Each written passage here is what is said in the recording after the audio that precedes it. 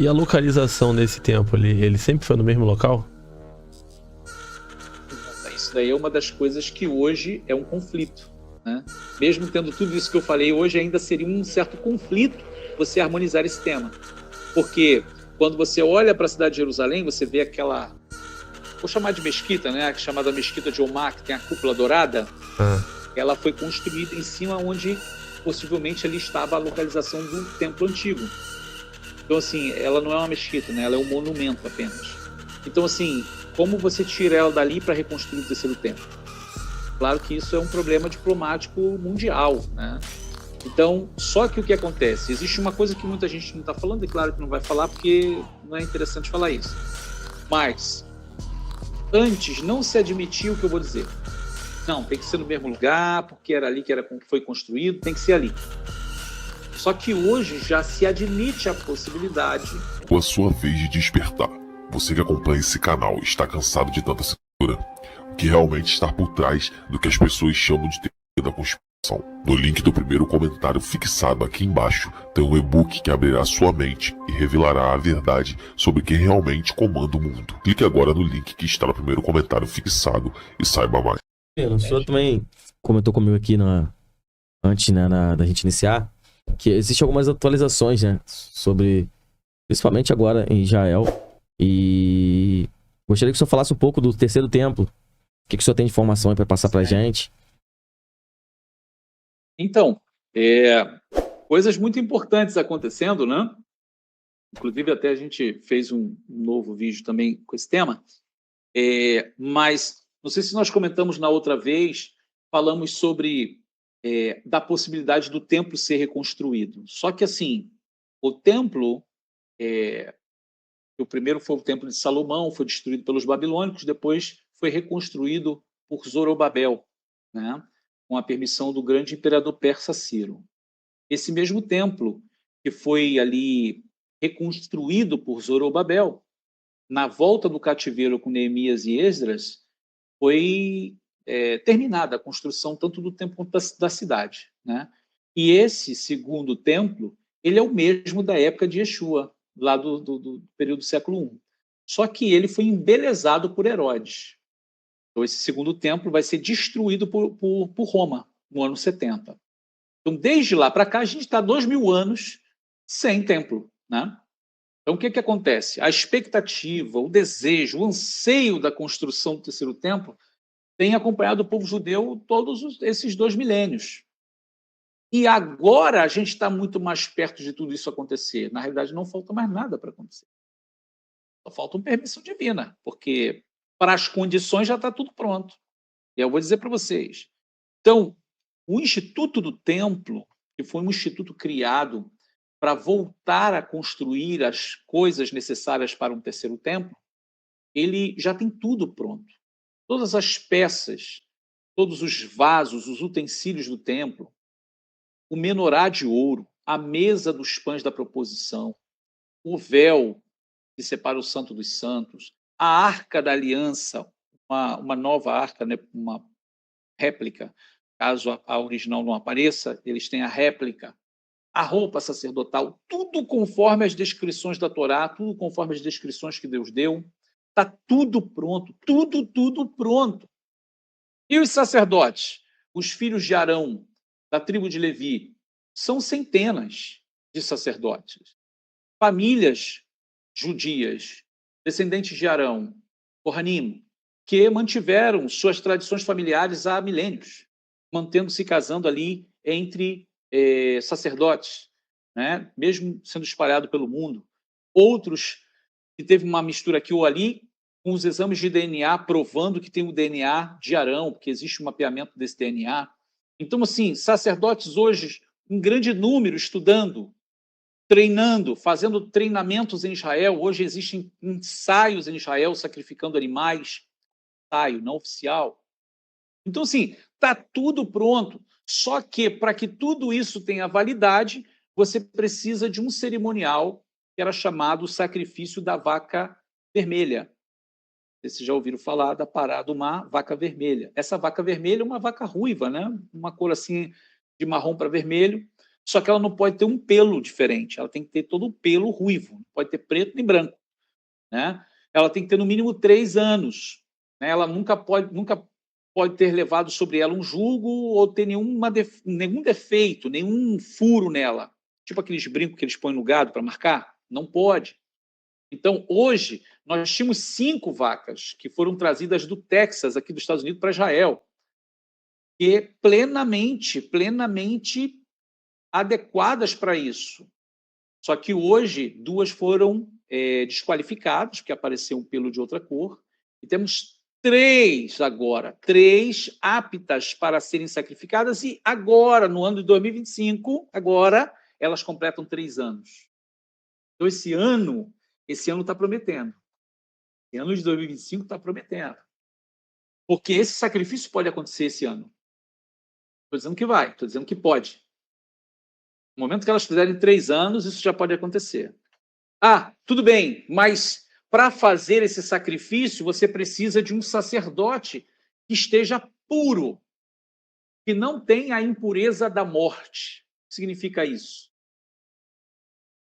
O sacrifício dessa vaca vermelha, que era feito em cima de um altar feito de lenha, com 7 níveis de madeira, ela era sacrificada ali, né, abatida, depois ela era queimada, toda queimada, sua carne, pele, até o esterco que tivesse dentro dela, tudo era queimado, junto com aquelas lenhas, se formava um montão de cinzas. Essas cinzas eram armazenadas, e a mistura dessa cinza com água fazia com que essas águas se transformassem em águas purificadoras. E qual era o objetivo principal dessas cinzas da parada do mar, da vaca vermelha? Purificar as pessoas e os objetos da impureza da morte. Agora a pergunta é a seguinte: ora, se existe a vaca vermelha, existe já o lugar que tinha que ser fora do arraial, e já na época de Yeshua ali do segundo templo, esse lugar era no Monte das Oliveiras.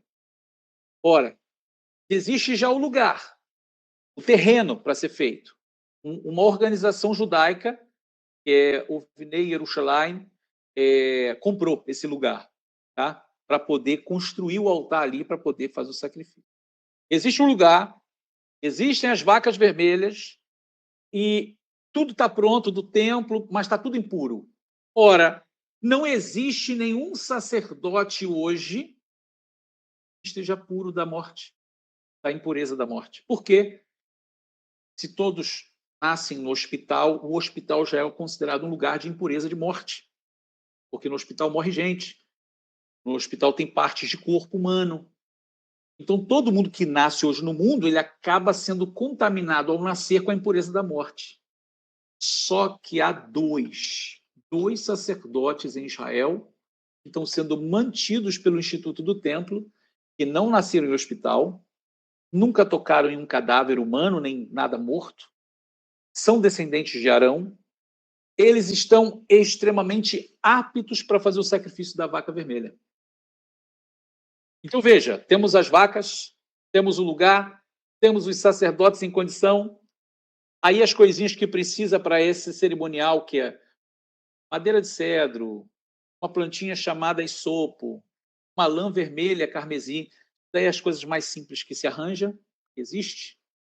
Então, nós não falta nada para fazer o sacrifício da parada do mar. Depois que faz o sacrifício, a cinza delas é mesclada com água, aí você purifica tudo. Purifica as pessoas, purifica os utensílios do templo, e aí você já tem tudo pronto para construir o templo. Entende? Então, a gente está vivendo isso agora. E esse ano, 2025, é o ano em que elas completam 3 anos. Ou seja, a idade mínima para ser sacrificada.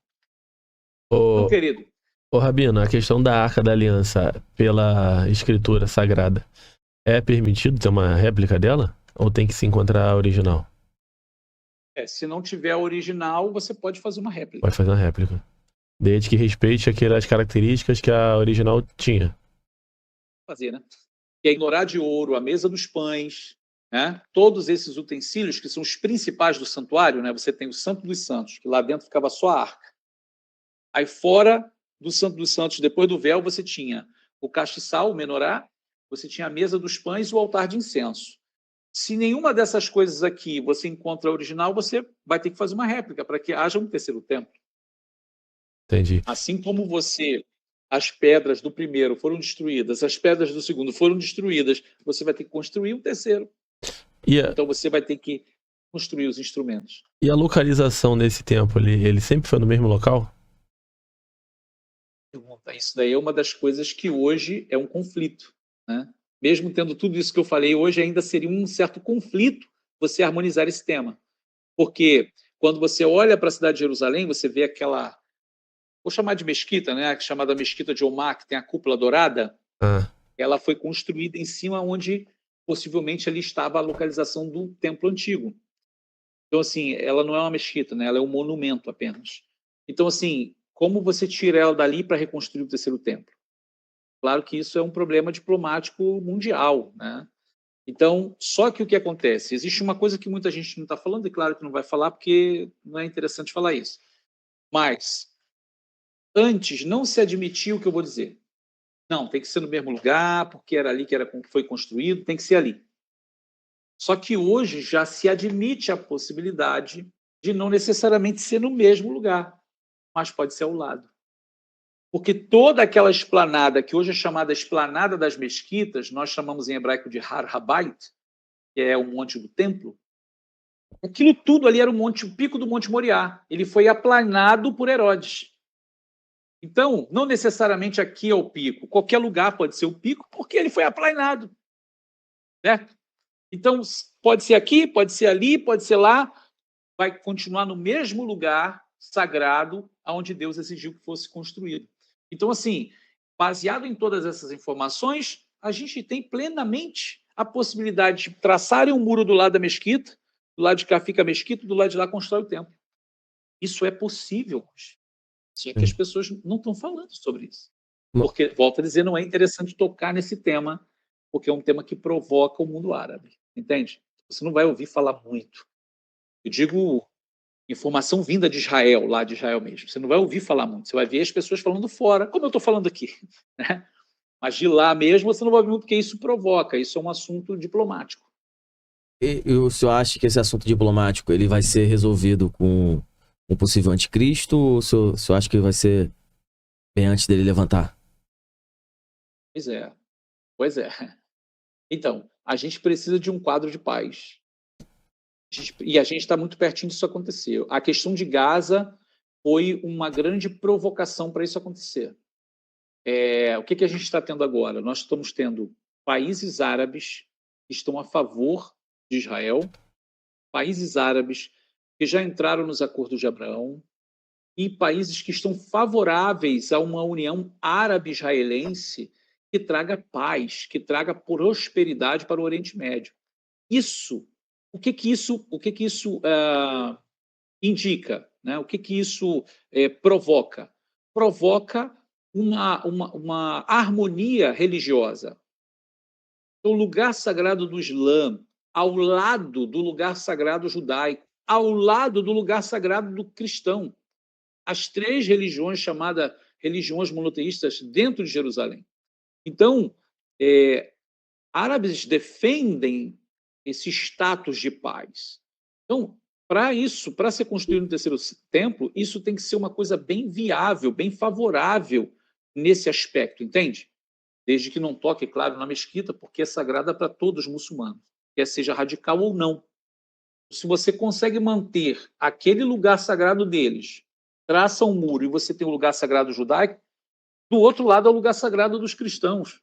Está todo mundo feliz, ninguém profanou o lugar sagrado de ninguém, você tem a paz perfeita reinando. E o povo judeu satisfeito com o terceiro templo. Você compreende o que eu estou dizendo? Sim. E existe uma pressão, Rabino, do povo judeu para esse terceiro templo ser construído rapidamente? Não existe uma pressão, porque quando a gente olha para a sociedade israelense, em Israel, metade da sociedade não é religiosa. De 100%, vou botar 50%. Eu estou sendo assim 50% porque eu estou dando o dado antigo. E parece que é mais. É 60%, mas vamos deixar 50%. 50% não é religioso. Não é religioso mesmo, se chama Hilonim, tá? Não vive em nada. tem os seus princípios judaicos, mas não vive nada. Os outros 50, você tem subdivisões. De 50, você tem uma parte que é religioso, mas é tipo a gente assim, anda colorido, quipá colorido, roupa colorida, mas é religioso. A outra parte, que é a menor, religiosa, anda de preto e branco, que é aquele judeu tradicional que você conhece, de chapéu, cachinhos grandes. Sim. E uma outra minoria de outras religiões. Entende?